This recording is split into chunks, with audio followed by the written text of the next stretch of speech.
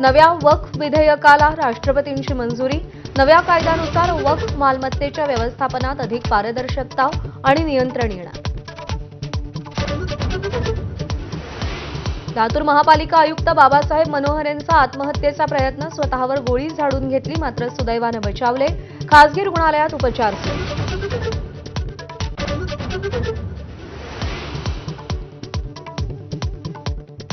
दूध भेसळ रोखण्यासाठी नवीन कायदा, अजामीनपात्र गुन्ह्यासह दंडाची रक्कम वाढणार। वाढत्या दूध भेसळीला लगाम घालण्यासाठी राज्य सरकारचा निर्णय।